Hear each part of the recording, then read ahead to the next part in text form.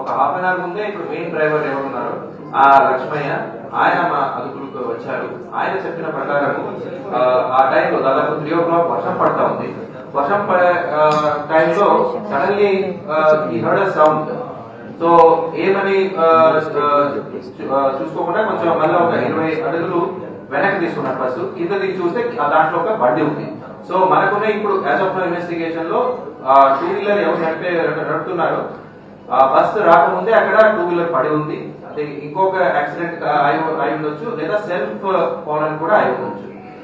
So bus 2 wheeler దాకా వచ్చి అక్కడ స్టక్ అయింది. 2 వీలర్ స్టక్ అయిన వల్ల స్పార్క్ వచ్చాయి. ఆ స్పార్క్ వల్ల ఇనిషియల్ ఫైర్ స్టార్ట్ అయింది. సో ఇప్పుడు దాకా ఉన్న investigation reveals these facts.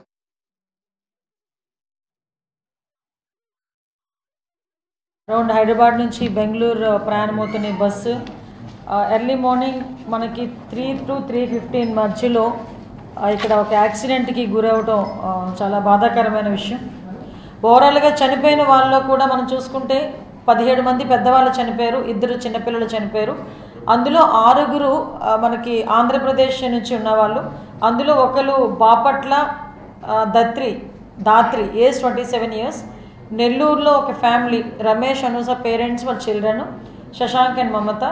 Next Konaseema నుంచి శ్రీనివాస్ రెడ్డి 40 years రావులపాలెం. వీళ్ళతో పాటు 6 తెలంగాణ నుంచి, ఒకరు ఒడిస్సా నుంచి, ఒకరు బీహార్ నుంచి, 2 తమిళనాడు నుంచి, ఇంకొక 2 కర్ణాటక నుంచి. వీళ్ళు కాక ఒకటి అన్ఐడెంటిఫైడ్ బాడీ ఒకటి ఉంది. బాడీస్ అన్నీ కూడా పూర్తిగా కాలిపోయినాయి. అంటే మనం గుర్తుపట్టడానికి కూడా వీలు లేకుండా ఉన్న పొజిషన్లో ఉన్నాయి. చాలా ప్యాథటిక్ సిచ్యువేషన్, చాలా ప్యానిక్ సిచ్యువేషన్. ఆ సిచ్యువేషన్ని